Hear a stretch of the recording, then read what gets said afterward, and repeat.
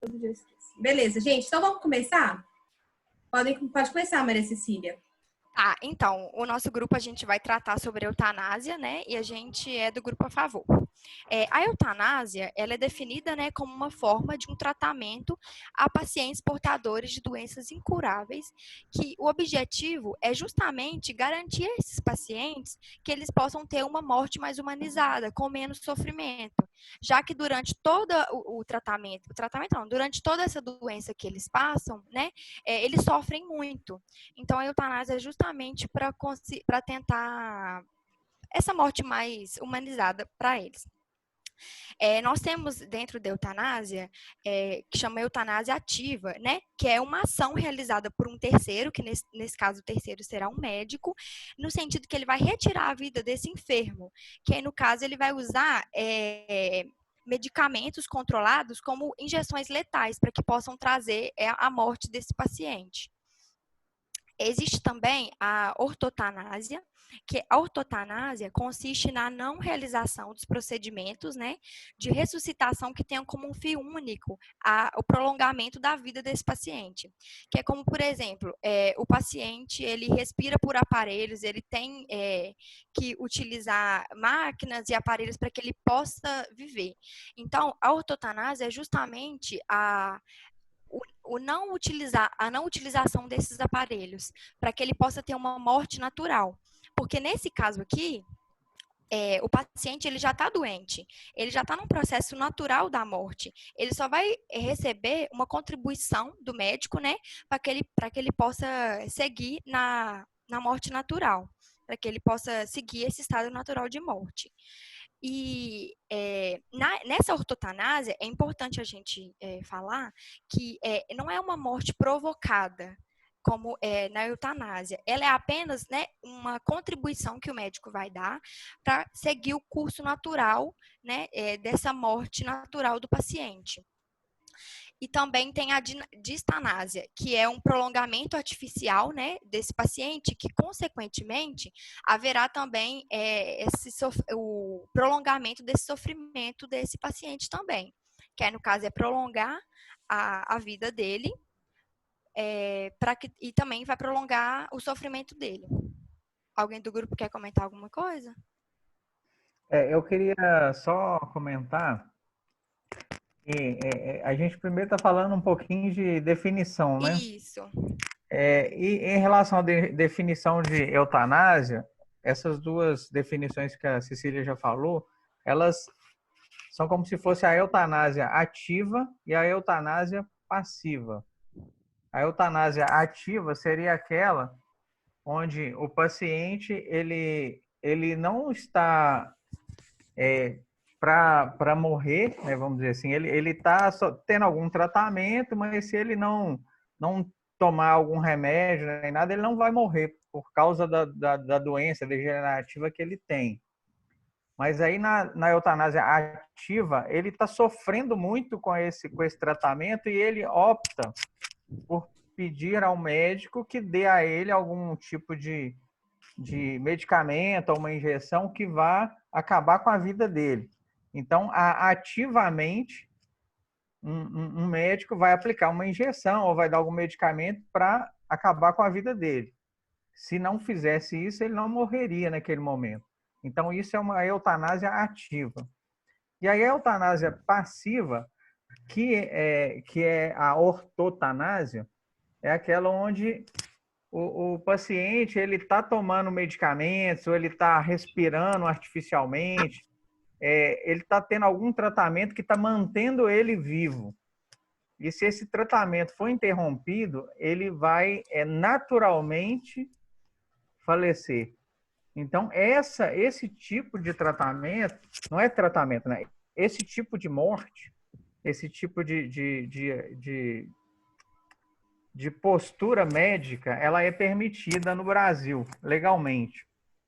Porque não haverá uma aplicação de uma injeção letal.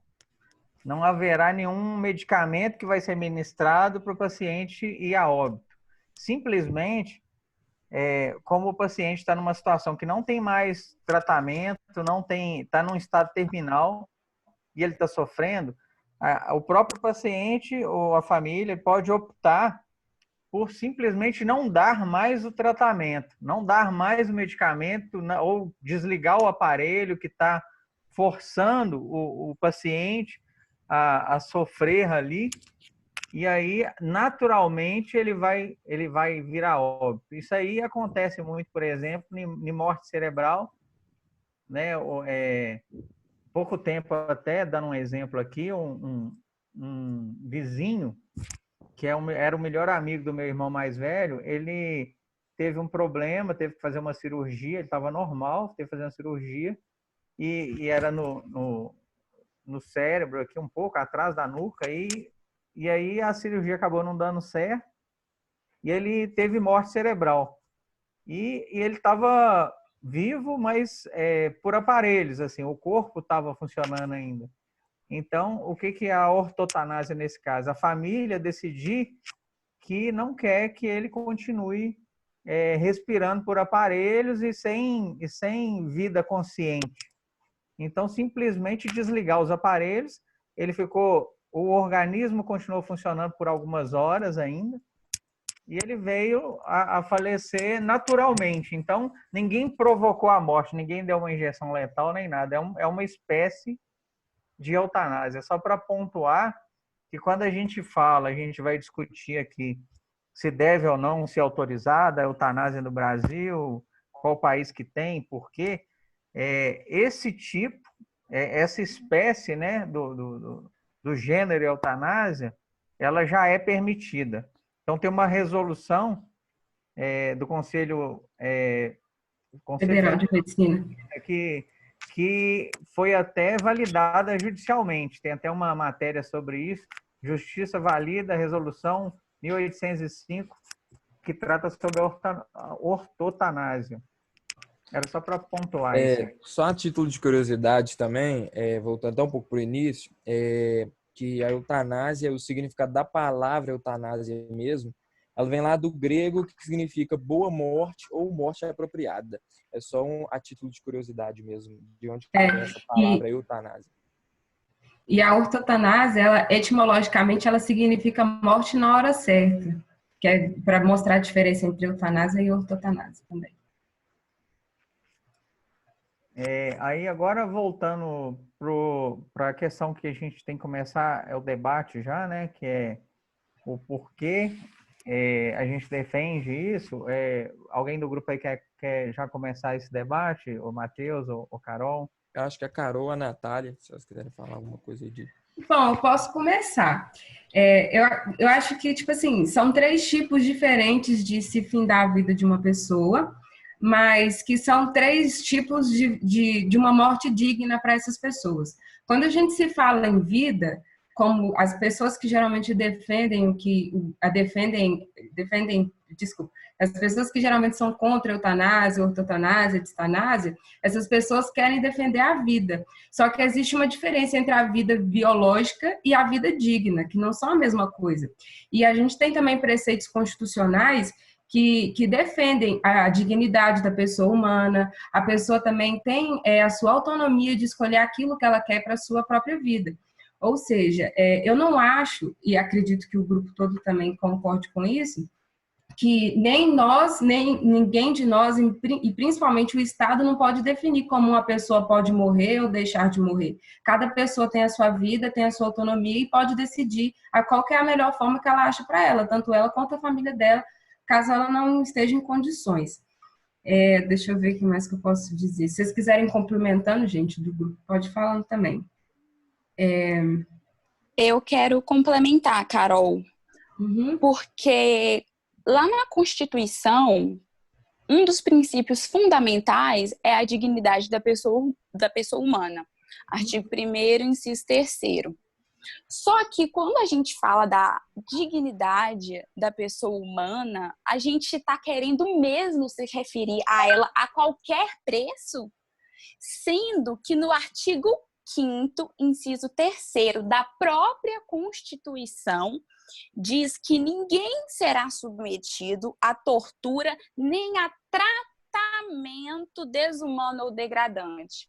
E quando a gente fala de eutanásia, a gente está falando não só de um indivíduo que quer retirar a vida, mas de um indivíduo que ele é paciente, ele no mínimo recebeu tratamentos, ele está em um procedimento no qual ele sofre de dores físicas insuportáveis ou até mesmo já chegou na fase terminal.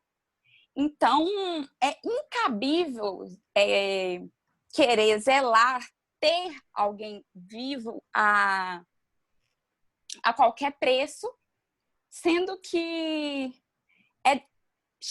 pode chegar a ser degradante. Se alguém quiser complementar. De relação a isso também eu concordo com você, que justamente isso, a pessoa tem autonomia para poder tomar todas as decisões da sua vida de forma que ela consiga viver de forma digna. Isso não significa que o Estado possa forçar ela a viver de determinada forma só por causa de leis e tudo mais. Eu acredito o seguinte, igual, por exemplo, a eutanásia. A eutanásia aqui no Brasil, ela não tem uma legislação específica, só que ela é comparada ao homicídio. Só que tem certas vertentes que comparam ao homicídio privilegiado, que no caso seria que uma força maior fez com que a pessoa cometesse aquele homicídio, mas mesmo assim eu não acredito que seja um homicídio privilegiado, porque existe uma diferença entre homicídio e eutanásia, que é simplesmente, o que é o que mais importa, que é a vontade do paciente. Uma pessoa que ela é assassinada, ela não tem vontade de morrer. Uma pessoa que quer que tenha uma eutanásia porque ela precisa dessa morte para poder parar de sofrer o quanto que ela sofre. E não são só sofrimentos físicos, como diz a Natália, como sofrimentos mentais também. A pessoa está completamente esgotada. A gente, quando está em sãos, como todos nós estamos, a gente não pensa como que está sendo difícil para uma pessoa que está doente da forma como essas pessoas que chegam a pensar em morrer estão. Então, quem somos nós para decidir sobre a vida dessas pessoas? Quem é o Estado que não está doente para decidir sobre a vida dessa pessoa? Então, assim, não é uma esfera muito particular de cada um, em que eu acho que o Estado não tem autoridade, não tem dignidade nenhuma para poder intervir, tanto na eutanásia quanto na ortotanásia também, que é uma decisão da pessoa, se ela quer ter a morte na hora que, digamos assim, na hora que Deus quiser levar ela, tanto na distanásia também, se a pessoa também optar por lutar até o fim da sua vida para poder tentar de alguma maneira, quem sabe, um milagre, lembrando que a distanásia é quando você continua fazendo tratamentos médicos com a pessoa, com o paciente, mesmo que aquilo seja dolorido para ele, mas que com o intuito de que ele melhore, sendo que é uma coisa incurável, ou seja, são só coisas paliativas que não vão levar a lugar nenhum.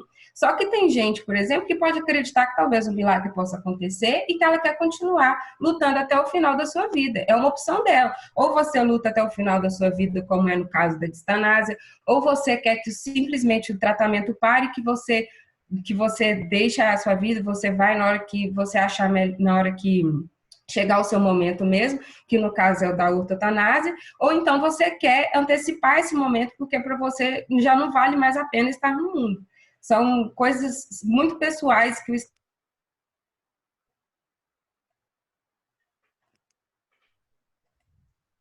Acho que deu uma travada no dela aí. Então, travou. Caiu. Mas é só para fechar, eu acho que a primeira parte já deu para dar uma introduzida boa. Que o Brasil mesmo não tem na lei muita coisa que fala sobre, já teve até alguns projetos, mas acho que todos, eu até cheguei a olhar alguns casos, mas quase os projetos sempre são arquivados aqui no Brasil, então nunca teve uma discussão muito grande a respeito disso aqui no Brasil. Beleza, pessoal. Então, eu vou passar a palavra para outro grupo, e aí depois, quando a Carol voltar, enfim, a gente pode, ela pode falar nos outros 10 minutos, tá? Tranquilo. Então, vamos lá. Grupo que é contrário, pode tomar a palavra agora. Boa noite a todos. Nós ficamos com a parte, eu acredito, ser mais difícil, porque ser contra eu acho que é mais difícil. Não sei, né, assim. Vocês estão me ouvindo, né? Sim. Mais ou menos. Eu tô ouvindo. Tá ouvindo? Não, Tá perfeito. Exatamente. É ótimo. Eu só queria, antes até de fazer a introdução do nosso trabalho, eu queria pegar um gancho no que a Natália falou a respeito do inciso... eu esqueci aqui qual que é, eu até peguei, do artigo 5º, inciso 3º, que ela falou que ninguém será submetido a tortura nem a tratamento desumano ou degradante. Eu acho um artigo muito complexo, porque a gente vai explicar aqui dos tratamentos paliativos. Então, eu acho que é muito vago você falar que o tratamento é que você está submetendo uma pessoa a uma tortura, a um tratamento degradante, sendo que a família, o que ela mais quer dar para o paciente, para o seu familiar, é fazer com que ele tenha uma vida, né? Se for permitir que ele prolongue essa vida com os cuidados paliativos, que ele viva da melhor maneira possível. Então, eu acho um pouco amplo você citar esse artigo, quando é bem pesado falar que tortura e tratamento degradante pode ser usado nesse caso, sabe? Então, assim, eu acho um pouco vago para defender. Vago não, acho amplo, né? Voltando ao nosso tema, eu queria... A gente pegou argumentos históricos, jurídicos, médicos e religiosos e tecnológicos para falar a respeito disso. Nos argumentos históricos, existem casos muito interessantes que eu vou falar um pouco aqui rapidamente deles.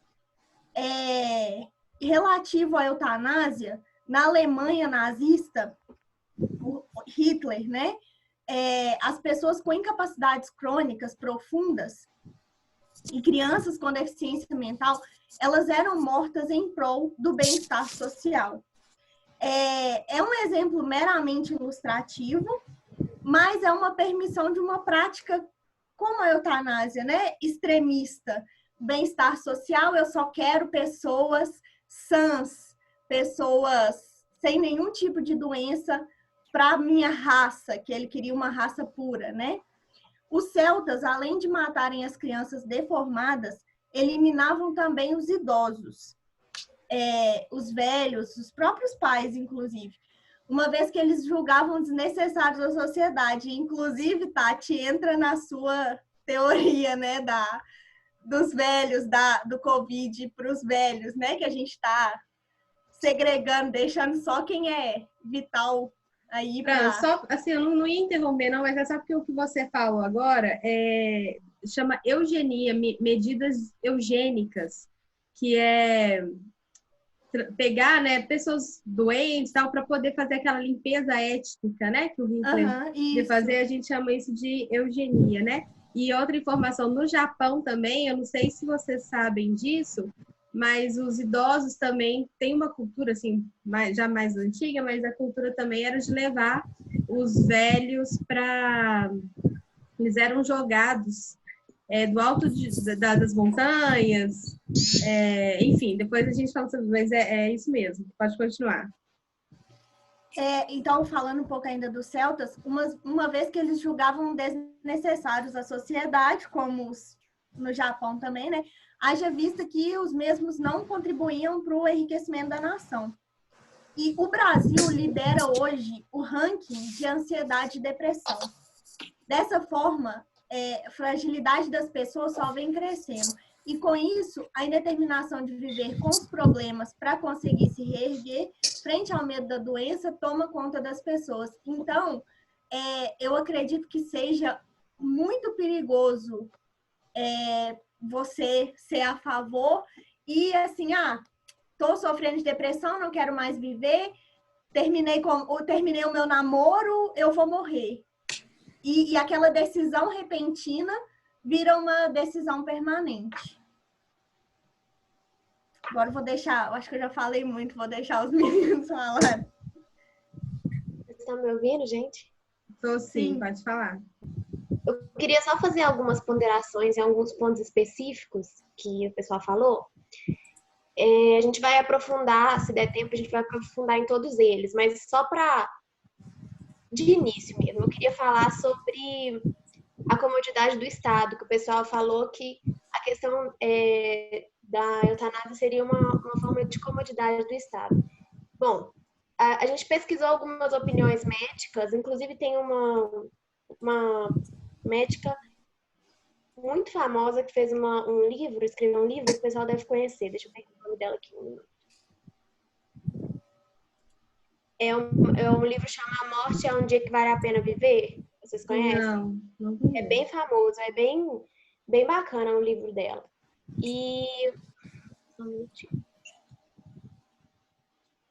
Enfim, e ela fala que a partir do momento que a eutanásia fosse liberada, isso sim seria a comodidade do Estado. Por quê? Ele não teria que investir em tratamentos paliativos. E todos os médicos de fase terminal, de doenças que são consideradas irreversíveis, eles são contra a eutanásia. Exatamente por isso. Eles acreditam que os cuidados paliativos são a forma mais humana de tratar uma pessoa numa situação dessa, né? Além disso, eu queria falar também sobre a questão da pessoa que escolhe a eutanásia tomar uma decisão autônoma.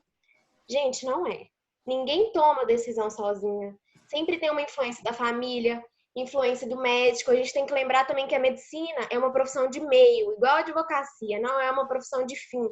Eles não podem prometer que o paciente vai morrer ou que o paciente vai se recuperar, eles não podem prometer isso. A gente tem que lembrar que os médicos fazem uma estimativa, mas a estimativa pode ser errônea. Então, da mesma forma que o médico pode falar, olha só, você tem 3 meses de vida, você vai continuar sofrendo, ele não pode garantir isso, visto que é o organismo de uma pessoa, e cada organismo é um organismo diferente, entendeu? Não tem como ele garantir que a pessoa vai morrer e que a eutanásia é a solução. Fabrício, quer falar? Não, foi o microfone que bugou aqui. Tá. Não, mas é basicamente isso que eu ia falar. Se alguém quiser complementar, é mais sobre pontos isolados, sobre a fala do pessoal que eu quis colocar.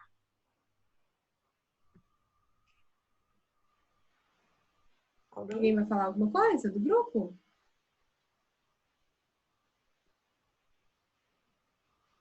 Não? Rodolfo? Tem alguma coisa para acrescentar? Fabrício? Não sei, né? Quem é do grupo, na verdade, estou chutando. São quantos minutos, Tati? Deu 5 minutos. E a gente tem quantos minutos para falar? 15 minutos, depois o grupo que ficou a favor tem mais 10, né? 15, 10 e 5. Não, eu posso continuar, então, se ninguém for falar. Não, é porque o que as meninas disseram aí, acho que foi bem pontual, né? Na questão de rebater o que o outro grupo tinha dito, porque eles disseram e pontuaram 2 artigos, mas 2 artigos que são muito amplos e subjetivos na questão de dizer da vida digna e vida biológica. E a Júlia pontuou muito bem também na questão que seria cômodo para o Estado realizar essa eutanásia, né? Largar de lado esse paciente em possível doença terminal, e também, como ela disse, sobre a ciência, ela está em constante evolução. Então, possivelmente, algo que não seja curável nesse momento, no outro poderia se tornar possível uma cura. E também há modos paliativos para que se faça pelo menos esse prolongamento da vida da pessoa, sem que seja de forma dolorosa, ou como disseram, né, e acho que não cabe ali, de forma digna, que é um conceito muito subjetivo, mas a pessoa não sofreria.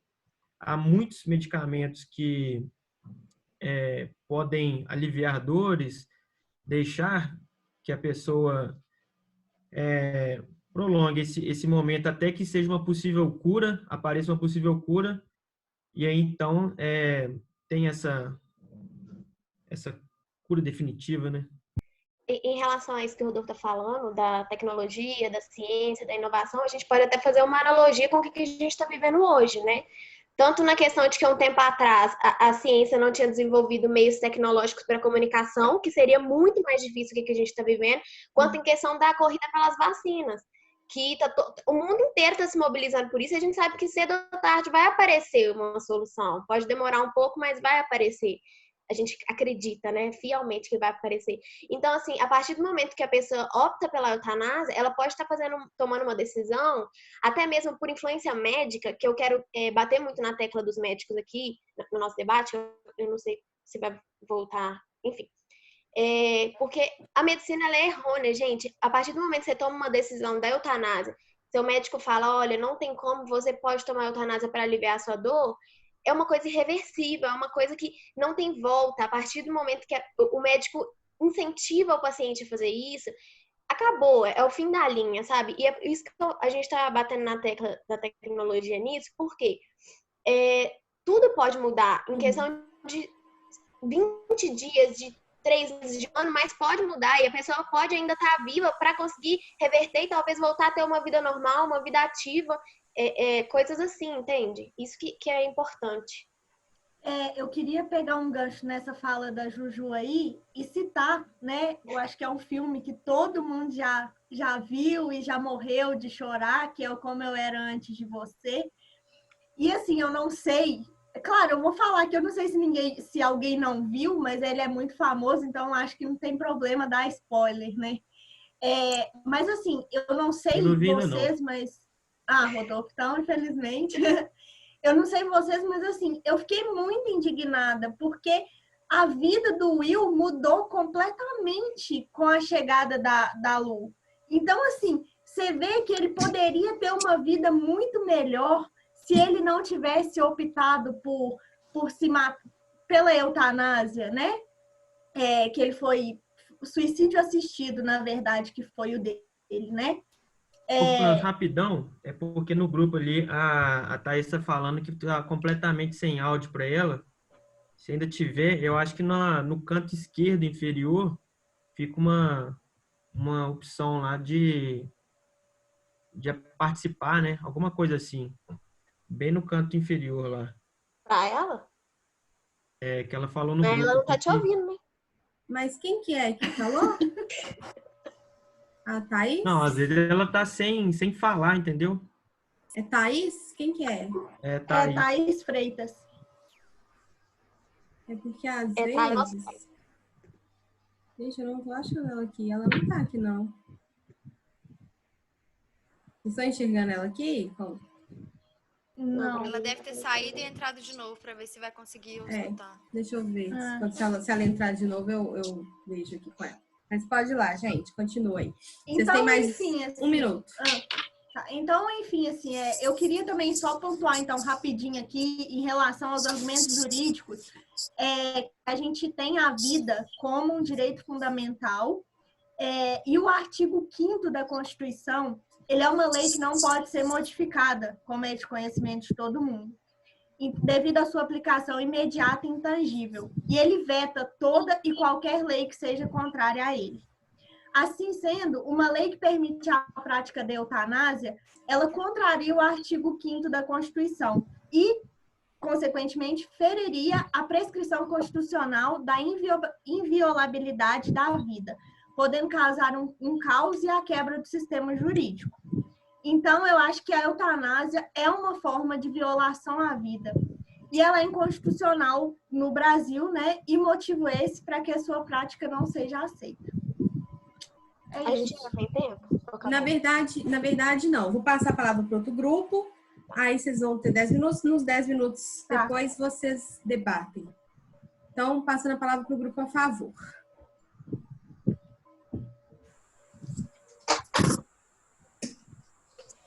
Vou começar aqui enquanto os outros ligam o microfone aí de novo. Só para deixar algo bem claro, quando a gente está falando de eutanásia, a gente traz muito para aquela doença que é incurável.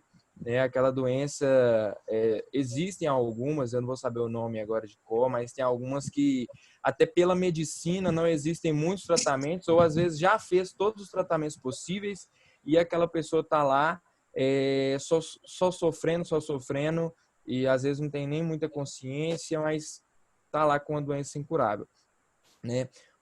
Em muitos casos, prolongar a vida desse paciente, que é um paciente, vamos colocar aí, terminal, é prolongar o seu sofrimento. Quanto mais você prolonga aquele paciente, mais vai ser o seu sofrimento, né? É igual, acho que a Francine tinha comentado aí, acho que da depressão. Quando a gente pega alguns países, né? Igual tem lá a Holanda, acho que foi o primeiro país que foi aprovado em lei, né, a eutanásia. A gente vai ter diversos outros países, Bélgica, Suécia e etc. Existe todo um... como que eu vou falar? Responsabilidade não. Tem vários testes, você tem que ter um teste com um psicólogo, um psiquiatra, você tem que passar por mais de um médico. A eutanásia ela também não pode ser até algo tão simples, né? Eu quero a eutanásia e ponto final. Não pode ser algo tão simples. A gente tem que ter, sim, uma responsabilidade. Mas também o governo, né? A nossa lei, ela tem que ter olhos para isso também. Cada vez mais nós temos casos no Brasil e fora do Brasil, e quando a lei não fala sobre isso, aquele que não tem nenhum conhecimento, ele fica perdido. Eu li até um caso de um cara em São Paulo que ele queria muito a eutanásia para o filho dele, que estava em estado super terminal, e ele literalmente não sabia o que fazer. Procurou diversas pessoas e ninguém conseguiu ajudá-lo aqui no Brasil. Igual eu tinha falado no início, a gente tem projeto de lei, mas nunca se discute, nunca se fala sobre isso. Eu creio que deve ser falado mais, mas tudo com responsabilidade, tudo pautado dentro de uma responsabilidade médica, psiquiatra e psicológica. Tatiana, a gente consegue compartilhar a tela aqui? Eu tô verificando aqui, eu acho que não tem essa opção, né? Como assim compartilhar a tela? Eu acho que não. Uma coisa que está na tela do meu computador, eu jogar para isso. Na verdade, deixa eu contar para vocês, até tinha. Só que como tava tendo aqueles negócios de hacker, que tava invadindo as salas do Zoom e tal, eu que desativei nas minhas configurações. Então, vocês não podem, só eu que posso. Você usa o Teams, Romeu, no trabalho? Você usa o Teams? Não, é porque eu sei que tem como utilizar. Tem eu sim. Não tô vendo a opção aqui. Deixa eu ver se eu conseguir durante o... Eu vou tentar mexer aqui. Não sei se essas configurações eu consigo mexer durante a reunião. Eu sei que eu mexi isso nas minhas configurações, entendeu? Mas se tiver como, eu vou ver aqui. Se tiver como, eu autorizo aqui. Eu queria... Vocês estão me ouvindo porque deu a travada aquela hora, então... Sim, estamos. Sim, pode falar. Eu queria dar uma complementada do meu grupo e fazer alguns comentários pontuais também sobre o que o outro grupo disse. Primeiramente, acho que foi a Francine que falou sobre a eugenia, e existe uma grande diferença entre a eugenia e a eutanásia. A eugenia, no caso, da forma como ela explicou, ela seria uma coisa obrigatória, em que as pessoas seriam escolhidas e determinadas pessoas seriam mortas, mas não tem nada a ver. Eutanásia é uma coisa que a pessoa escolhe, depende do consentimento de cada pessoa, não tem nada a ver com seleção social, ou seja, não é uma coisa obrigatória, cada pessoa decide o seu destino, a pessoa decide aquilo que é favorável para a vida dela, não é do jeito que o Estado decide o que é favorável para a vida de cada um, do jeito que é aqui, por exemplo. Outra coisa, igual o Matheus estava falando sobre... Um minutinho só, Maria Cecília. Romeu, eu habilitei. Vê se você consegue fazer o que você estava querendo fazer, tá? Pode ir continuando, Carol, enquanto isso. Pode continuar, pode. Outra coisa, igual o Matheus estava falando sobre a depressão, não é porque a pessoa está com depressão e está com vontade de morrer que ela pode ter eutanásia. A eutanásia precisa de pressupostos médicos, pressupostos psicológicos. Não é uma coisa que é liberada para todo mundo. Isso, no caso, seria suicídio assistido, não seria eutanásia, nem eutanásia, nem extanásia. São coisas completamente diferentes, que não estão em debate aqui. E outra questão também é que, igual o outro grupo falou, é que a pessoa, para tomar uma decisão, ela não vai pensar só naquilo que é bom para ela também vai ter influência médica, ela vai ter influência dos seus familiares e tudo mais. Só que o próprio grupo disse que os médicos são contra a eutanásia, então como que eles vão influenciar a pessoa a ter eutanásia? Não faz sentido. Ou seja, os médicos, como eles são contra e como eles também têm o dever de sempre tentar prover a vida do paciente, obviamente, eles vão tentar convencer ele ao contrário. Só que, a partir do momento que a pessoa está vivendo de uma forma degradante, não são só doenças que até hoje são incuráveis e que um dia pode ser que se descubra a cura, mas são pessoas que estão em situações degradantes, pessoas que existem doenças, por exemplo, igual é o caso de um atleta que eu não me lembro o nome, em que em um mês ela perdia uma visão, no outro mês ela poderia parar de andar. São doenças degradantes, a pessoa não tem mais objetivo de vida. E é ela quem decide, não são outras pessoas, nem médico, nem família quem tem que decidir. Ninguém está passando por aquilo que ela está passando. Igual a gente tinha falado, não importa a opinião do Estado, não importa a opinião da pessoa, não importa a opinião da família. A opinião da família só convém quando a pessoa não tem autonomia mais, a pessoa já não tem mais consciência.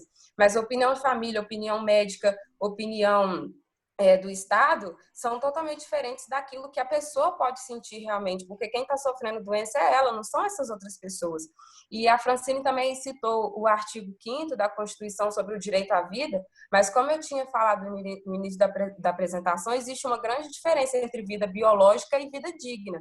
A Constituição ela não defende a vida biológica, ela defende a vida e também defende a dignidade humana das pessoas, ou seja, ela defende a vida digna. E qualquer coisa que seja contra isso também seria inconstitucional. Você falar que a pessoa tem que viver de qualquer forma, tem que sua vida seja prolongada, isso é você defender a vida biológica.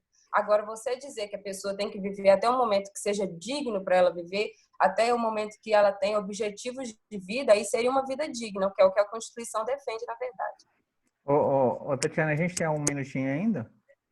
Tem sim, deixa eu só ver. Vocês têm 3 Depois minutos. eu também quero conceituar mais algumas coisas depois do Romeu. Eu não sei se tá aparecendo aí a tela. Tá sim, tá aparecendo. Tá. É só para dar um exemplo, né? A gente falou, a Natália falou aí sobre o inciso 3 do artigo 5º da Constituição, que fala que ninguém será submetido à tortura nem ao tratamento desumano ou degradante. Só para dar um exemplo disso, tem uma atleta, quando eu estava pesquisando sobre a matéria aqui, e essa atleta ela é belga, e ela aos 20 anos ela começou a ter uma doença degenerativa e começou a perder os movimentos. Então ela primeiro ficou paralítica, então perdeu os movimentos da cintura para baixo, e depois ela se tornou uma atleta paralímpica. Mas aí a matéria fala que ao longo da vida dela ela precisava tomar morfina para treinar, ela sentia dores o tempo todo. Uhum. E a doença ia degenerando o corpo dela, então aos poucos ela ia tendo outros problemas, ela foi perdendo a visão, ela tinha 20% só da visão, e ela estava lutando para conseguir, ela acabou conseguindo no país dela o direito, então ela pegou os papéis e passou a ter o direito de quando ela acabasse, quando ela sentisse que fosse o momento, ela poderia decidir fazer o processo da eutanásia. E ela muitas vezes ela tentou voltar, tentou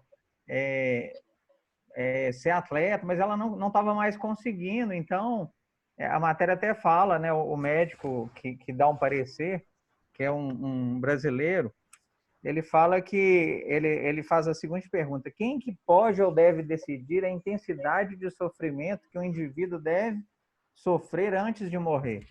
Quem deve ser essa pessoa é só a própria pessoa para decidir até quando ele deve sofrer e o quanto que ele pode passar por esse tipo de sofrimento.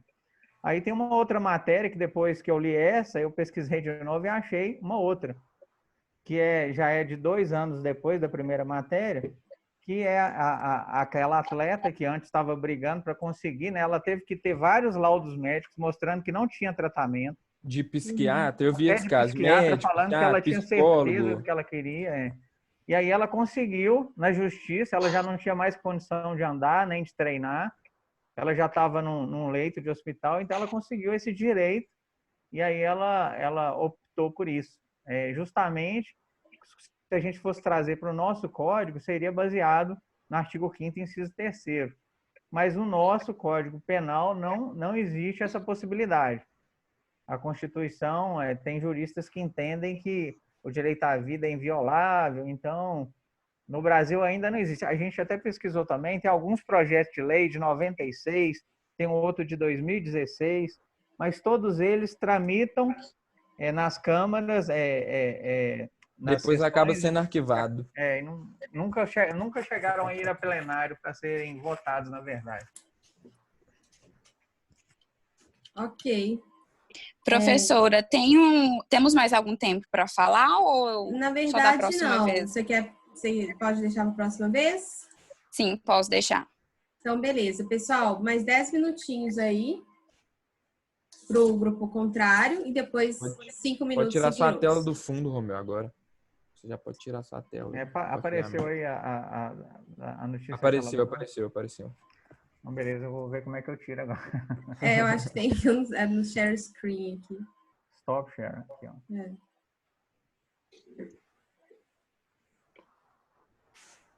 Beleza. Então, o grupo pode começar isso, em 10 minutinhos. Pode falar, né? Ficou agitada. Eu escrevi algumas coisas aqui em relação ao que a Carol disse sobre eutanásia e eugenia.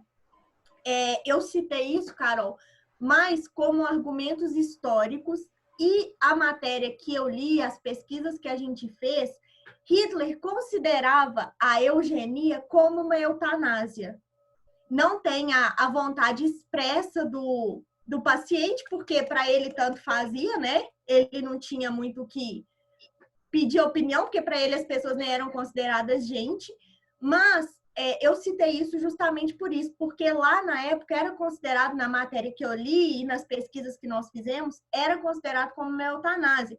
E foi no sentido de trazer argumentos históricos, vendo ao longo do tempo como que isso vem sendo tratado, né? Em relação à questão da dignidade, eu não acho que liberar a eutanásia ou não liberar a eutanásia, você junta, você deixa...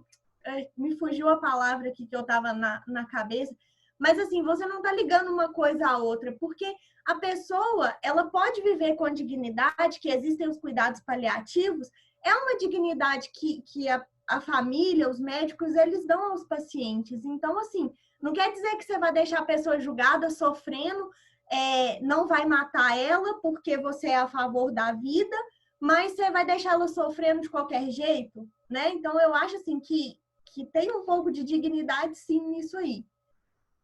E é isso aí. Tá dando para me ouvir? Aqui tá falando que a conexão tá instável, tá? Tá. Em relação ao que ela disse sobre eu ter falado que os médicos são contra a eutanásia, na verdade, são mais os médicos que tratam de casos terminais, não são todos no geral, não tem nem como eu falar por todos, né? Até porque eu não pesquisei todos os médicos. Mas eu trouxe aqui uma questão que acontece no Brasil, mesmo a eutanásia sendo proibida, nós temos notificações de alguns médicos que são acusados de praticar a medida como forma de aliviar o sofrimento do seu paciente, ok. Mas também por acreditar que o caso seja irremediável ou por enxergar como solução de diminuição de pacientes em estado terminal nas UTIs, para abrir vaga para outras pessoas. Então, a gente tem que pensar que nem sempre a eutanásia vai ser vista como essa coisa boa, ai, beleza, eu vou acabar com o sofrimento da pessoa. Gente, não é isso. É uma questão de comodidade do Estado, sim, em vários aspectos. E a gente tem que pensar também, isso de família, que estava falando, a família não tem interferência. Olha, a interferência na questão da família pode ser tanto econômica quanto emocional. Querendo ou não, tratar um paciente é caro. Tem família, tem pessoas que não têm condição, tem pessoas que não têm paciência, sabe? É muito, muito difícil a gente falar assim, não, é porque a família vai querer o bem do doente querido que está doente. Nem toda família é igual a nossa, infelizmente. Nem toda família trata os doentes igual. A gente vê na televisão aí esses programas sensacionalistas que mostram as maldades que faz com gente mais velha, com gente doente, com gente debilitada. Fora que a gente tem que pensar também, um exemplo aqui, a Fran falou até na questão do Hitler, e lá dos celtas, que os idosos são julgados como incapazes e não sei o quê. A gente tem que pensar também que os idosos, chegam em certo momento da vida deles, eles se sentem um fardo, né? A pessoa, não só os idosos, como também os doentes, eles se sentem um fardo e eles podem, tanto eles optarem pela eutanásia no caso de poder ter essa opção, né? No caso de ter uma doença, como uma válvula de escape, assim como a família, uma válvula de escape porque é preocupação, é problema, é dívida, é cansaço, é tudo misturado. E outra coisa que eu queria trazer, que não deu tempo de a gente trazer, é que por mais que a gente esteja num estado laico, eu acho que a religião ainda tem muito impacto na nossa sociedade. A gente vê isso pelo que o nosso presidente da República fica falando para cima e para baixo, né? Eu vou trazer aqui a opinião da Igreja Católica e a opinião do Papa Francisco. Eu vou resumir, né? Para quem quiser, eu tô com ela inteira aqui, mas eu vou resumir porque não vai dar tempo de ler ela toda. Os religiosos falam que Deus é o único detentor do poder de dar e tirar a vida de alguém. A prática da eutanásia, ao tirar a vida de alguém, vai contra os mandamentos sagrados de Cristo. E a morte deve vir naturalmente, de acordo com a sua vontade.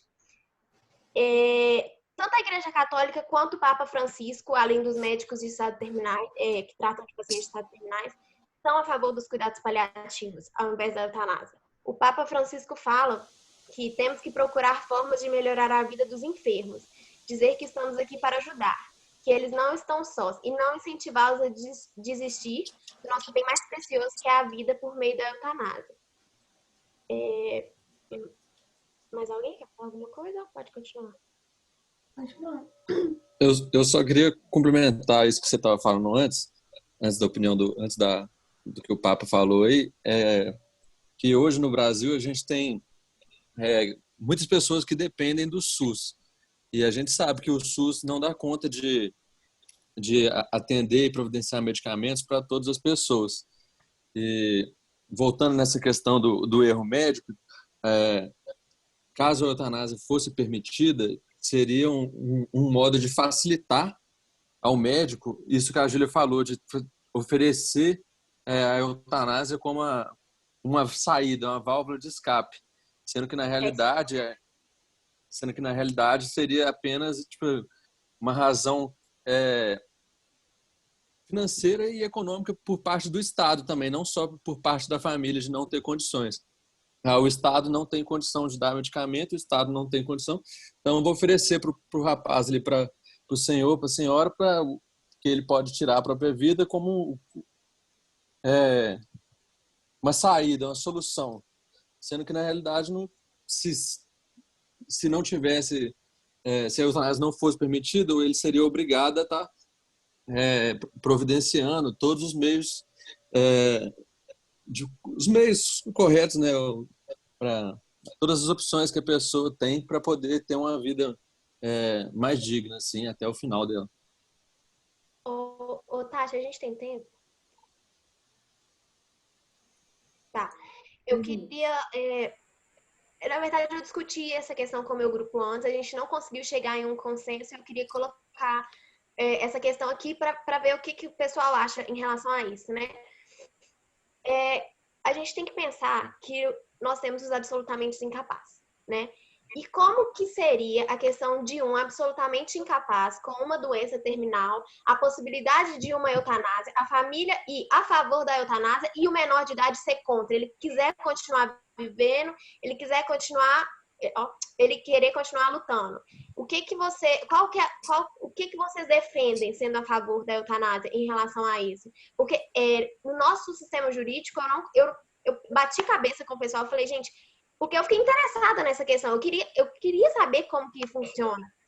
E eu não consegui chegar a uma conclusão, eu não sei, a pessoa vai perder a vida dela por uma escolha dos outros, é uma coisa irreversível, ele não vai poder ser ouvido. O que vocês acham que em relação a isso? Antes de terminar... Olha, pode falar. Queria complementar aqui dos pontos que eu notei, eu não vi que a Júlia queria concluir. Mas do médico de ser contra, a Júlia já apontou já que não tem como se afirmar por todos os médicos, né? Ela pegou e pontuou na questão dos médicos que trabalham nessa forma.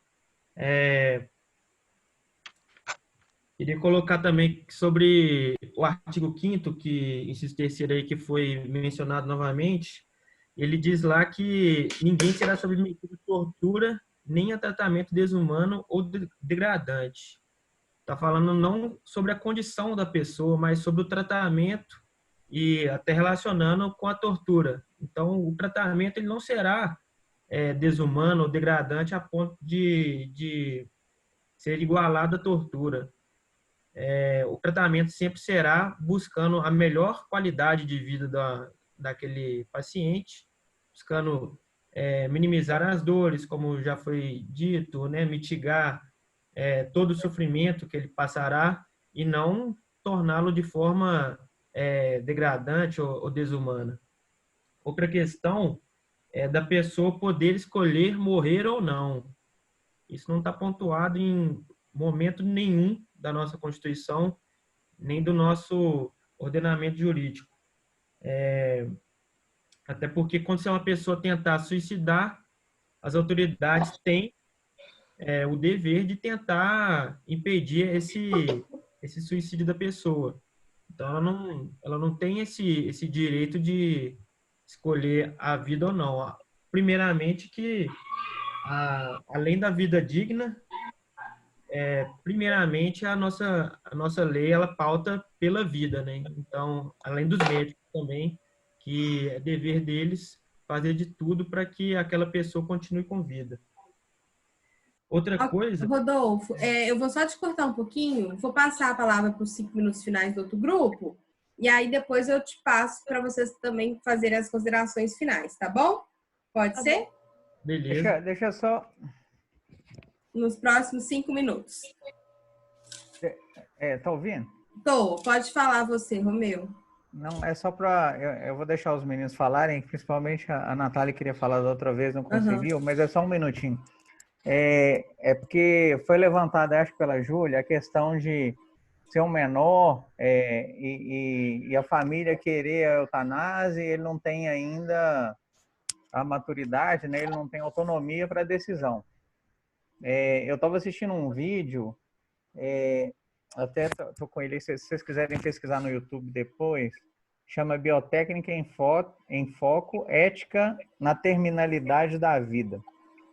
Aí tem uma pessoa que é bem respeitada no meio, médico, que estava sendo entrevistado, e ele explicou que mesmo em países onde a eutanásia é permitida, a ética da medicina não permite que não se faça um tratamento em uma criança ou uma pessoa que não tenha autonomia para decidir.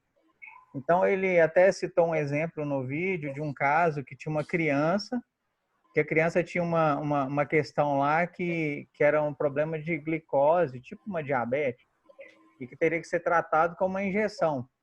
Mas a família tinha uma religião que não permitia esse tipo de tratamento invasivo. E aí os médicos e o conselho fizeram mesmo assim, sem a autorização, porque se não fizessem, a criança estaria correndo risco de vida. Então, como se fosse uma eutanásia. Então, eles não respeitaram a vontade dos pais. Então, é só para dizer que mesmo em países onde é permitido, quando é uma criança, a pessoa tem que ter autonomia para decidir. Isso, igual lá a título de curiosidade, na Bélgica, a eutanásia foi permitida acho que em 2002, mas em 2014 ela foi ampliada para os menores de idade, sem limitação, mas desde que provem estar com total capacidade mental. Só a título de curiosidade disso que a Júlia falou aí. Pode ir lá, Natália. E na Holanda também foi permitido para os menores, só que a partir dos 12 anos. Bem, quando eu comecei a minha fala, eu acho que a Francine interpretou de uma forma um pouco passiva-agressiva e eu queria não me redimir, mas um pouco mais sucinta. Eu vou citar um exemplo, eu espero que todos entendam, porque abarca os 3 temas nos quais o nosso grupo está defendendo. O meu avô, vou ter que dar o exemplo. O meu avô, ele tem 93 anos e ele descobriu o câncer recentemente. A eutanásia nunca foi uma hipótese, até porque nós fizemos o tratamento e ele decidiu, caso chegasse um momento em que ele ficasse incapaz, ele fizesse uma espécie de testamento vital, elegendo alguém, um representante legal, que no caso foi o meu tio, para que as medidas necessárias fossem tomadas. Ele expressou isso de maneira voluntária, consciente, reiterada, informada à família, aos médicos e também aos advogados. Isso porque eu sei que a minha família tem acesso a esse tipo de saúde mesmo, sou privilegiado por isso. E, se não me engano, foi a Júlia citou que nem todo mundo tem acesso a isso. E realmente, porque na Idade Média, os guerreiros feridos, quando eles iam para as batalhas, eles passavam por um sofrimento enorme. E para evitar aquilo, para que eles cessassem aquela dor, ou eles eram apunhalados, ou lhes eram entregue um punhal para que eles mesmos pudessem se matar, praticando a eutanásia.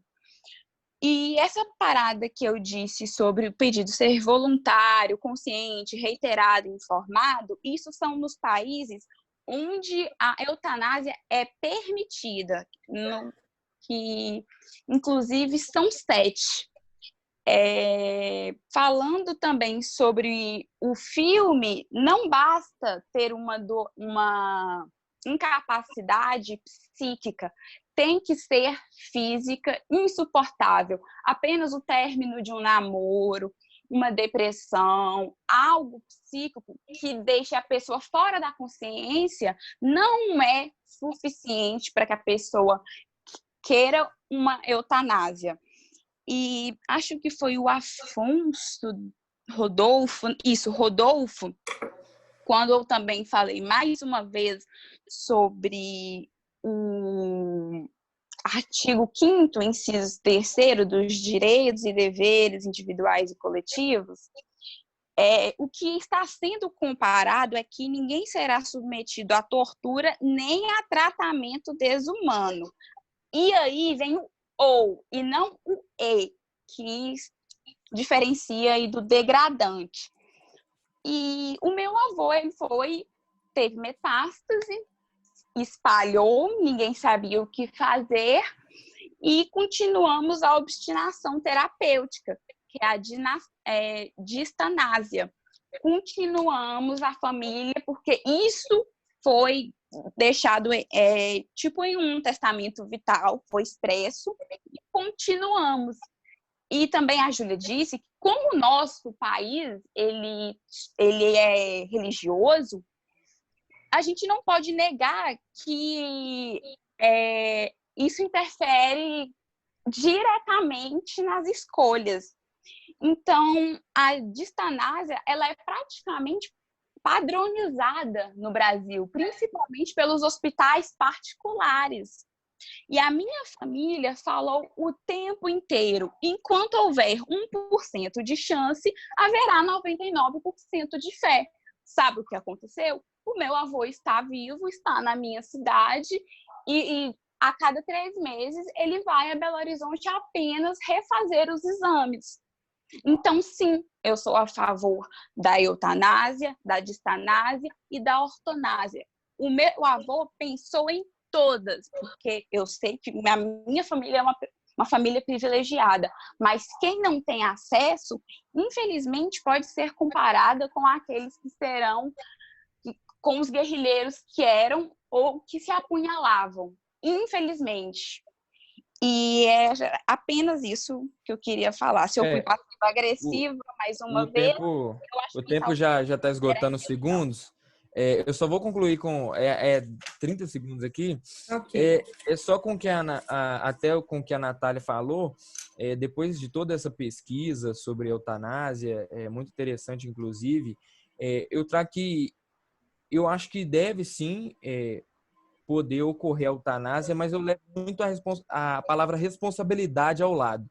Eu acho sim que o governo ele deve legislar sobre, mas com a responsabilidade do lado, concordando com várias coisas também que a Júlia falou, que a Francine e o Rodolfo falaram, mas com responsabilidade, sempre com mais de um médico, mais de um psiquiatra, sempre caminhando com essa responsabilidade ao lado.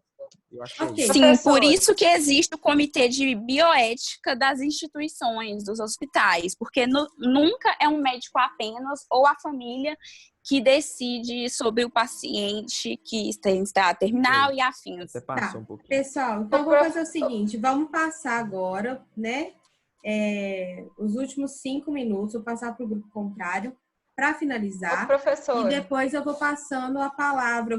Tenho milhões de considerações aqui para fazer, para perguntar, e aí na hora que for para vocês responderem, vocês vão agregando aí o que vocês querem continuar falando, tá bom?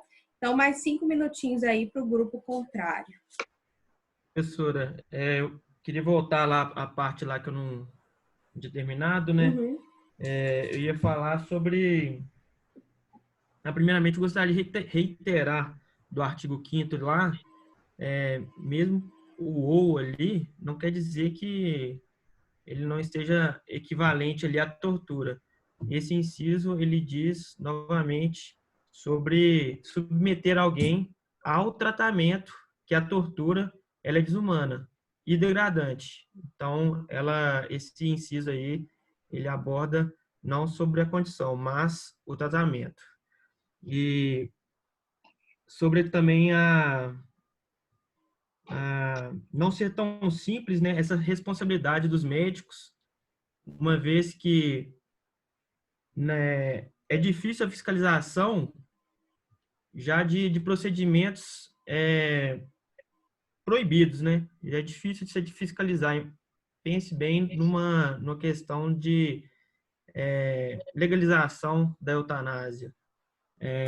O jeitinho brasileiro de, sei lá, comprar medicamentos sem receita, como a facilitação desse acesso à eutanásia seria, uma vez que o paciente ele pode alegar uma dor, um sentimento, algo, como já foi dito pela Francine, se não me engano, sobre a depressão, ou então a pessoa tem aquela dor subjetiva e, sei lá, tem um amigo que seja médico e arrume um jeito de se tomar essa medida que depois poderia passar por lista, uma vez que não seria.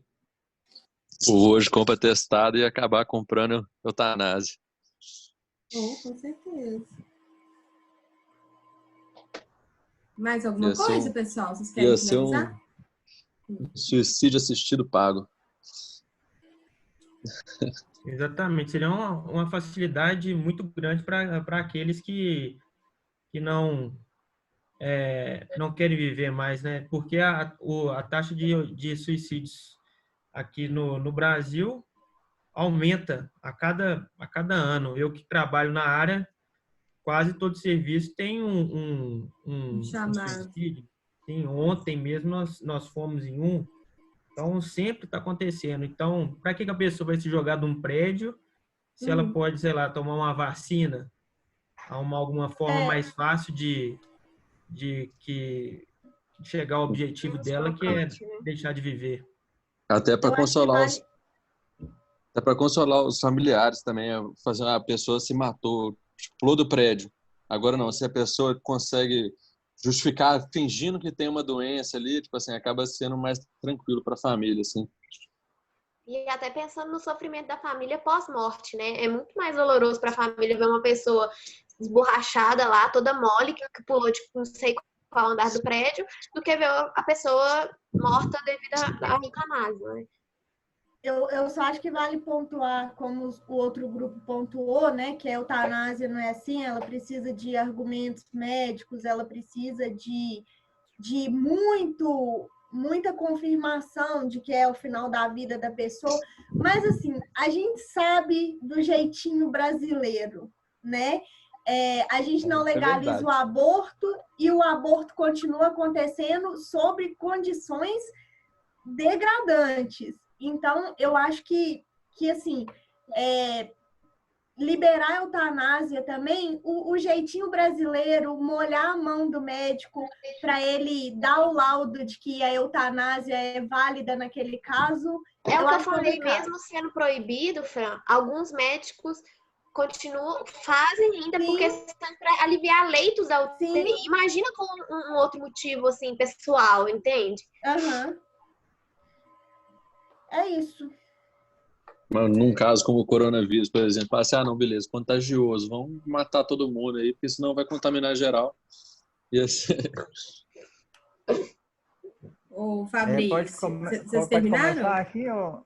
Não, acho que agora acabou. Agora acabou, né? Acabou. Ô, professor. Deixa eu... Agora é só uma pós. Cabe agora é irmos para as Eu tô perguntas. acostumado com 5 minutos para lá e para cá.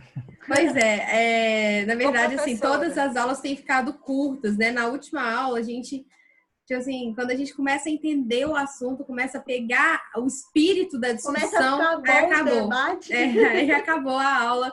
E aí, um dia, vocês vão discutir isso com alguém novamente, né? Porque, assim, Ô, são professor, assuntos... Pode falar, Carol.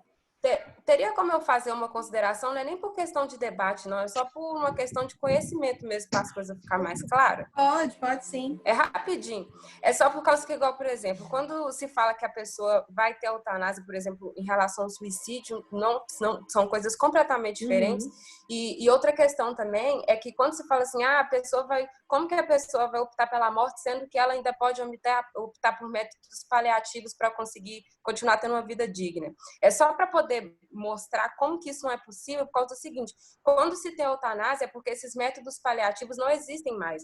Não se tem mais opção para a pessoa ter uma vida digna e nem existe uma opção para a pessoa se curar. Então, não existe métodos paliativos nessa situação. Porque quando se tem métodos paliativos, a eutanásia não está em questão. A eutanásia está em questão em casos em que não tem mais opção mesmo. A pessoa não tem mais opção. E outra coisa é que, igual todo mundo está falando, da questão do médico, para aliviar os leitos de UTI, praticar eutanásia numa pessoa, a eutanásia não é uma coisa tão branda assim, não é uma coisa tão irrelevante que não teria não só um laudo médico, mas teria laudo de vários médicos. E mesmo assim, se a pessoa fizesse uma eutanásia forçada em alguém, não seria eutanásia, aí sim seria homicídio. Teria a diferença do consentimento da pessoa. Era só isso mesmo. Ok. Eu tenho tanta coisa para falar que eu tenho certeza que não vai dar tempo. Eu vou tentar ser mais objetivo. E eu quero passar a palavra para a Camila também, que a Camila quer falar desde o início. Ela quer falar e eu né, não Tatiana, só não é para falar do trabalho, não. É só para pedir que a maioria da turma tem prova no segundo horário. Então, se a gente puder acabar pontualmente às 20h40... Tá, não pode deixar que a gente vai acabar, sim. Pessoal, então é o seguinte, coisas relevantes, né? Assim, muitas coisas relevantes, começando pelo último comentário do Fabrício, a gente acha que está muito distante, né? Mas, por exemplo, na Itália, quando deu o surto lá do coronavírus, mesmo, quando não estava conseguindo atender as pessoas e tal, chegou a fazer isso, né? Essa medida de deixar os idosos com mais de 80 anos sem direito ao atendimento, porque não ia dar conta, então optou-se em deixar os velhinhos, sim, sem atendimento. Então, não é uma coisa tão distante. Mas, no sentido contrário também, quando vocês falam também do sistema público de saúde e tudo, uma coisa que vem muito na minha cabeça o tempo todo é assim, tanto para aliviar os leitos de morte, ok, né? Poderia se pensar, apesar, igual a Carol falou, claro que se isso fosse constatado, isso aí ocorreria crime, né? Isso aí seria, obviamente, alvo de investigação, porque a gente está falando de homicídio, a gente não está falando de eutanásia nem de suicídio assistido, né? Mas, em contrapartida, para o grupo também que foi a favor, eu ia fazer um comentário assim, e aquelas pessoas hoje, aqueles velhinhos que às vezes estão em situações de vida, né, quase que em estado aí final, e principalmente no sistema público de saúde, que as famílias já abandonaram, que as famílias não querem nem saber, Porque a gente parte de um pressuposto que todas as famílias se amam, né? Que a gente tem amor aí pelos entes queridos, né? A Fran e a Júlia chegaram a falar disso. Mas quantos idosos, né? Eu tô falando de idosos, mas caberia qualquer situação, incapaz, pessoas em estado vegetativo. Vocês imaginam pessoas em estado vegetativo que estão em leitos públicos, né? Porque quando ainda está no leito privado, a gente supõe que a família está ali mantendo de alguma forma aquela situação, né? Mas em leitos públicos, o que a gente sabe, né? Quantas pessoas são abandonadas naquela situação, né? Se a gente abandona parentes com a saúde ok, você imagina com pessoas que dariam trabalho para a família, né? E aí eu não vou nem entrar em questão das famílias ainda que por questões de herança, né? Assim, que vão autorizar procedimentos desse tipo por questão de herança, por questão de não afinidade, vingança, sei lá o quê. E se a gente poderia colocar na mão do privado, vocês falaram muito disso, né? Que é uma decisão individual, é algo da esfera privada, não da esfera pública. Mas será que a gente, né, o Estado, ele pode colocar na mão do indivíduo? É complicado, eu entendo, né? Porque só o indivíduo sabe ali o tanto que ele está sofrendo. Mas uma decisão, quem que vai decidir? É a família? Eu estou supondo, então, uma suposição de que a família ama e está tentando fazer o melhor, né? Mas como que a família pode decidir pela morte de uma outra pessoa que não está em condições ali, sei lá, de fala, de entendimento, sei lá qual que é a situação da pessoa, né? O estado vegetativo e tal. Então, se não seria dar muita carta branca para o privado, ao mesmo tempo que é uma decisão do indivíduo, mas não é, porque na verdade, no caso da eutanásia, vocês pontuaram muito bem, porque tem a diferença do suicídio assistido. No caso da eutanásia, eu estou dando esse poder para a família. E aí, o Romeu falou uma coisa rapidinho. Deixa eu só ver se foi o Romeu. Na verdade, a Júlia falou, né? Tem aquele filme também, eu ia fazer um comentário, daquele filme Uma Prova de Amor. Vocês também já devem ter visto e devem ter morrido de chorar também. Que é da irmã, né? Que tem câncer.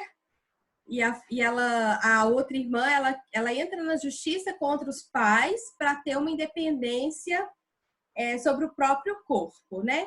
Que aí ficaria naquela decisão. Até que ponto os pais também, ou aquele curador, né, daquela pessoa incapaz, vai ter uma decisão num sentido e no outro, né?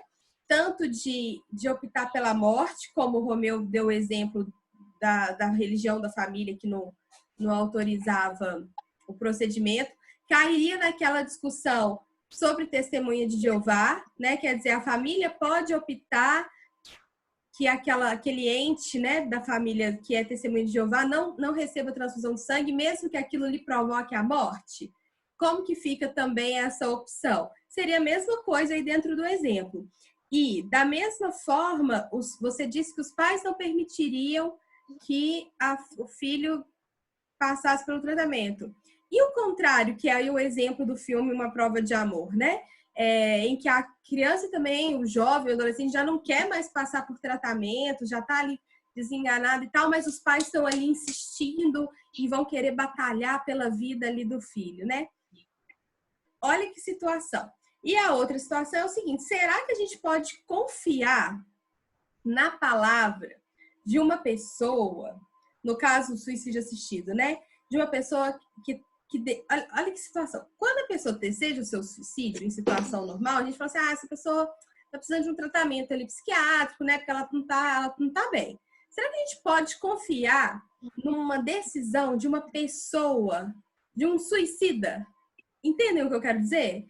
Assim, será que a gente pode confiar que essa decisão pelo suicídio assistido não é um desespero, não é, na verdade, aquilo que ele realmente deseja, mas que naquele momento ele está ali naquele desespero? Como que é, assim, a gente sabe que a pessoa que pula de um prédio, né, é porque ela está num estado muito abalado. A gente pode dar a ela instrumentos para decidir sobre a própria vida, porque eu tenho certeza que essa pessoa que pulou do prédio, se 5 minutos antes os pais soubessem dessa intenção, os pais iriam correr com a pessoa e falar que ela está inclusive pedir uma interdição, né? Cuidar ali do estado mental, da saúde mental daquela pessoa. Da mesma forma seria no suicídio assistido. Não sei, o que vocês acham? Primeiro eu estou direcionando essa pergunta para o grupo a favor e depois eu vou falar com o grupo contrário. Antes dos grupos falarem, eu queria... Camila, desculpa, pode falar.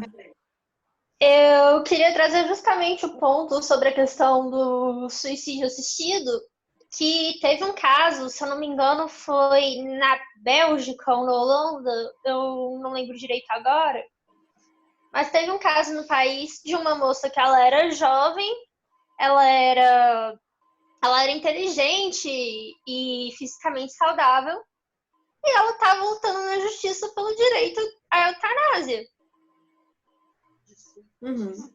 Uma moça que não tinha problema de saúde física nenhum, que não tinha nenhum problema de capacidade, mas que ela estava querendo se eutanasiar. Ela não queria mais viver.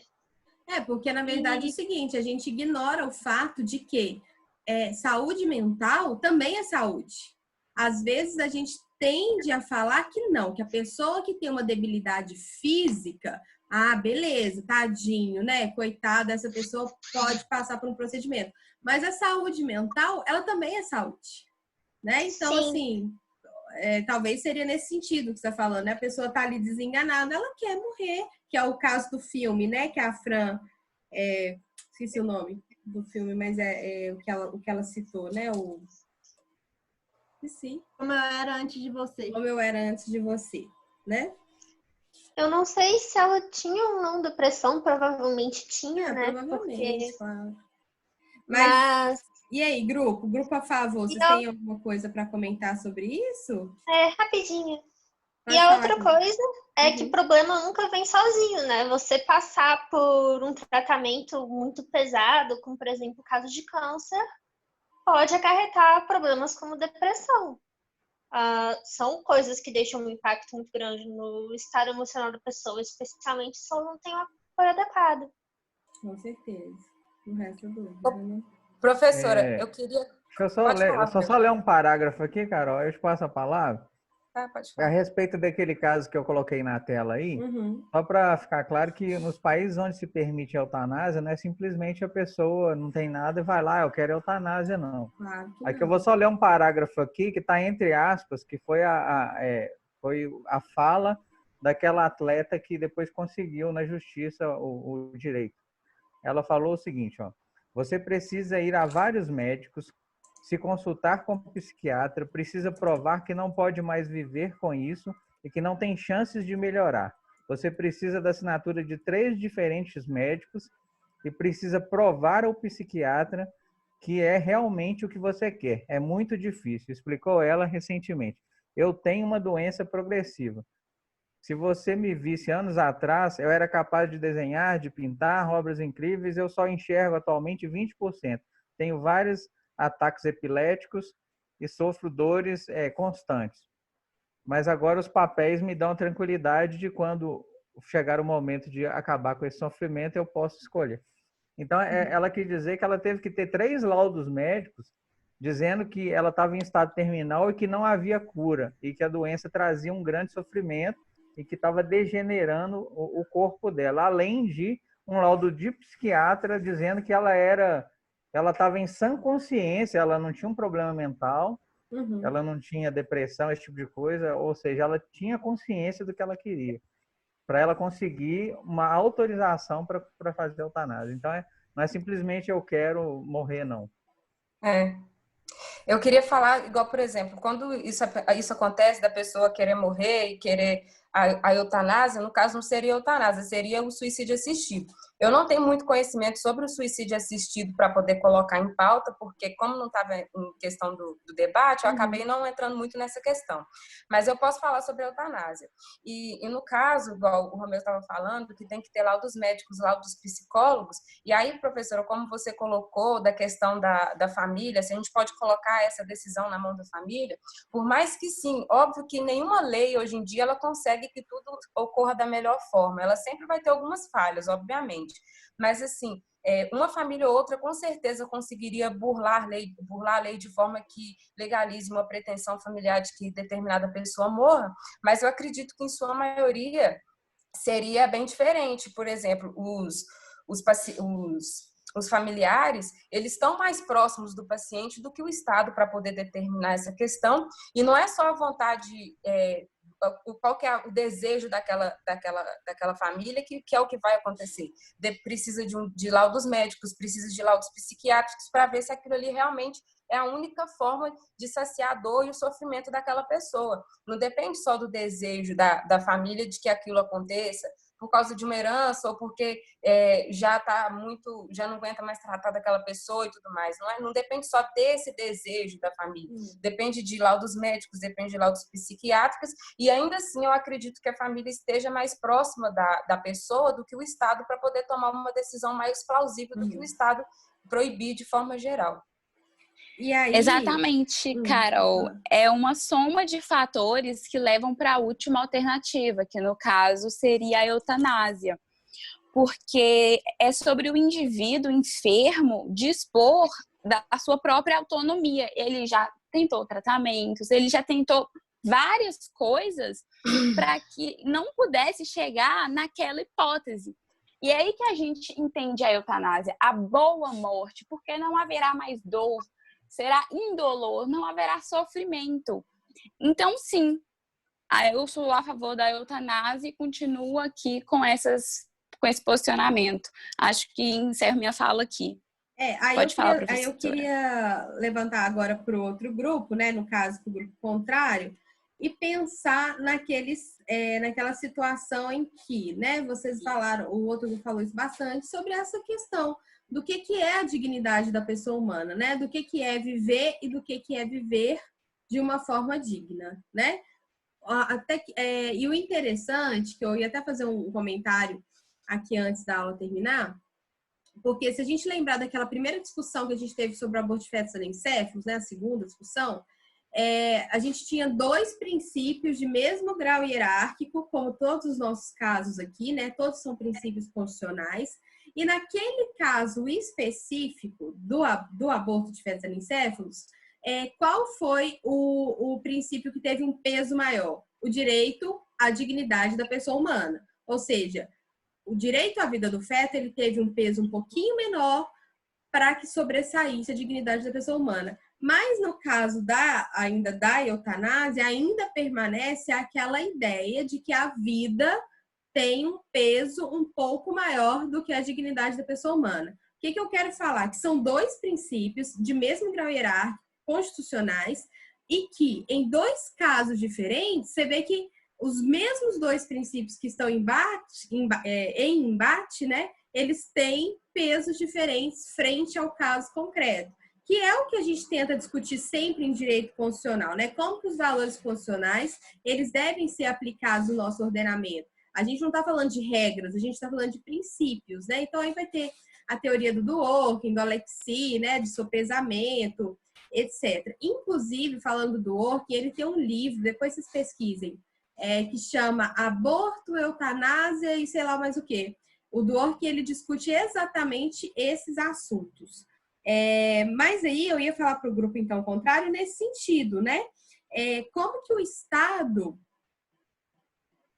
vai dar conta também, né, de pessoas que já estão em situações ali também, não sei se isso seria uma questão de saúde pública, né, que estão ocupando leitos públicos, a família quer, o paciente iria querer, sei lá, e o Estado insiste por não. E detalhe, e às vezes são pacientes que são deixados, assim, nos hospitais nas piores situações, né, porque tá ali em estado vegetativo, cheio de escara no corpo e não sei o quê, porque não pode praticar o ato, né? Então, assim, não sei.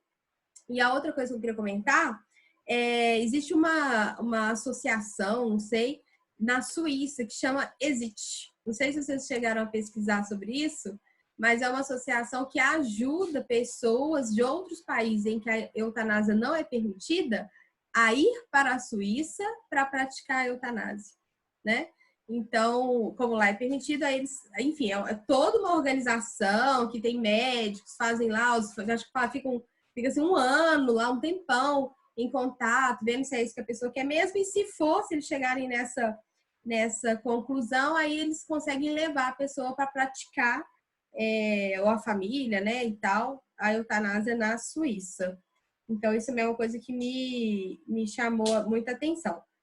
Enfim, essa que eu queria, a pergunta que eu vou voltar para o grupo contrário é essa, né? O sentido da dignidade mesmo.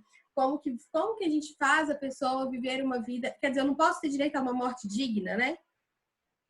Enfim. E aí, essa pergunta era para a Fran, para a Júlia, né? Para o Rodolfo. O que vocês pensam sobre isso? Professora, você pontuou aí dois dos princípios, né? A direito à vida e a vida digna. São dois de nível hierárquico igual, porém é muito simples caracterizar um, enquanto o outro é muito subjetivo. Se ele falar o direito à vida, todos entendem o que é o direito à vida. Então, primar pela vida é fazer com que aquela pessoa viva. Mas, e se você parar para pensar, qual é o conceito de dignidade? Para você pode ser um, para mim outro, e então pode variar. Então, eu não saberia caracterizar a dignidade da vida humana. Não, eu entendo. E talvez é aí que é o ponto, né? Todas as discussões, esse é o ponto. Quem é capaz de falar que a pessoa tem uma vida digna ou vai ter uma morte digna, né? Quem é capaz de falar isso? Bom, eu não vou ficar aqui rendendo, né? A aula está se encerrando, vocês têm prova agora. Eu só queria fazer 2 comentários. A Fran falou sobre algumas questões históricas. Eu cheguei a falar do Japão. Tem um filme que chama Montanha de Narayama, que é justamente essa história que os velhinhos são deixados para morrer, né, depois de 70 anos. E aí, assim, claro, só para fazer a coisa mais leve, eu não sei se é da época de vocês, não é, mas tem a família Dinossauro, né? Tinha um capítulo que era, não sei se vocês assistiram, mas era o dia do arremesso, que é a vovozinha lá da família Dinossauro também, ela faz 70 anos, e aí é o dia que ela é levada para o dia do arremesso, né? Enfim, era só levando em consideração essa situação da morte, da eugenia, né? De tirar os mais fracos ali do sistema, né? Enfim, de movimentar. E para finalizar, não sei se vocês viram, mas agora tem uma série nova, não tem no Netflix, mas que chama The Act. Vocês já estão sabendo dela? Nossa, eu tô doida para ver. O Lucas, meu namorado, até baixou ela para mim. Então, o primeiro capítulo dela é muito interessante, vi e assistam, apesar que não estou falando nada de eutanásia, mas falando um pouco sobre essa dignidade, né? Vocês vão entender quando vocês assistirem. Pelo menos vejam o primeiro capítulo. Cada capítulo é uma história diferente e é baseado em fatos reais, em crimes reais nos Estados Unidos. E o primeiro capítulo é de um crime há pouco tempo, de 3, 4 anos atrás. Então, assim, muito interessante. Assistam, se vocês tiverem oportunidade. Ainda não tá no Netflix e tal, mas, enfim, às vezes vocês acham um jeito de assistir, tá? Não vou ficar aqui estendendo mais por questões, né, de que a aula acabou e vocês têm prova agora, tá bom? Mas valeu, alto nível, discussão ótima, excelente. Foi top, professora. E aí a gente encerra os nossos debates e semana que vem a gente já começa nossas aulas, tá bom? Então, beleza, pessoal. Beijo para vocês. Boa noite. Até mais. Boa noite.